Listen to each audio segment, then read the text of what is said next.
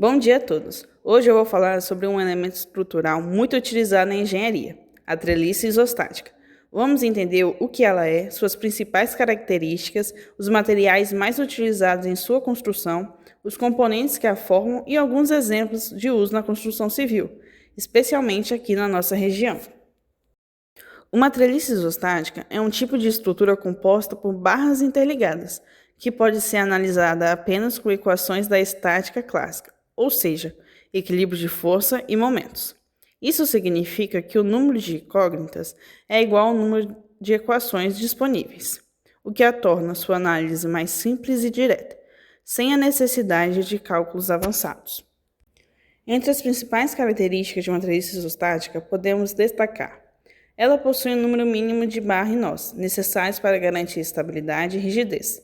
Não apresenta esforços redundantes, ou seja, não é hiperestática. As ligações entre as barras são consideradas articuladas, permitindo rotação sem gerar momento fletor. As barras trabalham apenas sob tração ou compressão, e não sob flexão. As forças internas podem ser calculadas de forma relativamente simples, utilizando métodos como o método de nós ou o método das seções.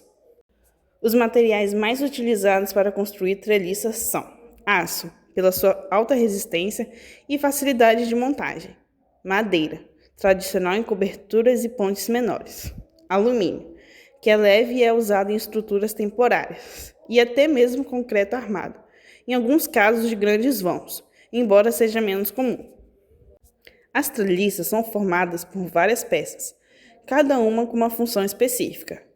Cordas são as barras superiores e inferiores que suportam a tração ou a compressão que define a forma da treliça. Montantes são as barras verticais que geralmente trabalham sob tração. Diagonais costumam suportar a compressão.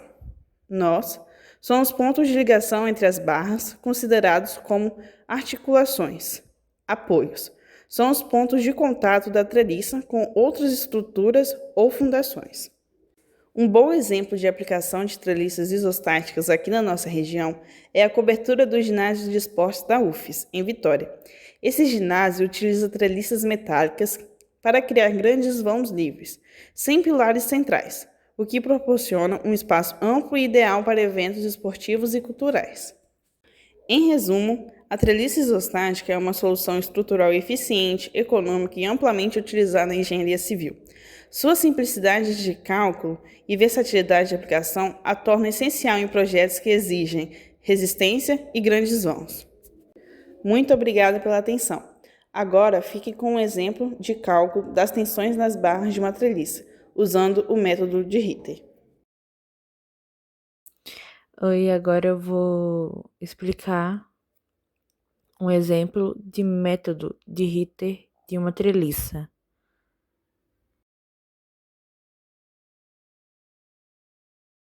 Ritter é semelhante ao método das seções utilizado para calcular os esforços internos nas vigas. Neste método, em toda barra cortada pelo plano de seção, deve ser colocada uma hipótese de tensão. Neste método, em toda barra cortada pelo plano de seção, deve ser colocada uma hipótese de tensão. Agora eu vou fazer um exercício que mostra como o método de Ritter é aplicado. Bom, agora a gente vai determinar as tensões nas barras destacadas, que é CT, AT e TI. E para determinar a tensão em uma determinada barra, é necessário passar um corte de seção que corta a barra, para assim determinar a tensão. Da mesma forma que fazemos no método de seções para a determinação dos esforços internos em uma viga, devemos escolher um lado da estrutura para efetuar os cálculos. Depois de escolhido um dos lados, devemos colocar as hipóteses de tensão nas barras cortadas. Todas as barras cortadas devem ter uma hipótese de tensão. E a partir do estabelecimento das hipóteses e com os valores das cargas internas, incluindo as reações de apoio, podemos determinar os valores das tensões para equilibrar o sistema do lado escolhido. Agora eu vou fazer o cálculo no Metcalc para entender exatamente como funciona, né, na prática o método, né? É bem simples, mas precisa de bastante atenção. Primeiro a gente vai fazer as reações de apoio, que é o VA, o VB e o HA. Depois a gente vai fazer a determinação das tensões nas barras, que vai ser a barra CT, AT e AI. Depois a gente vai fazer determinações da inclinação da barra para finalizar o cálculo.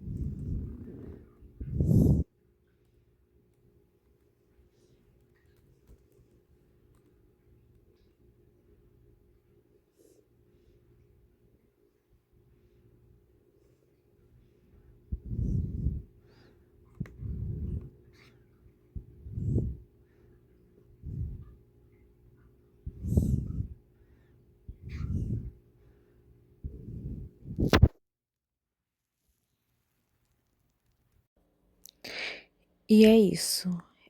Muito obrigada.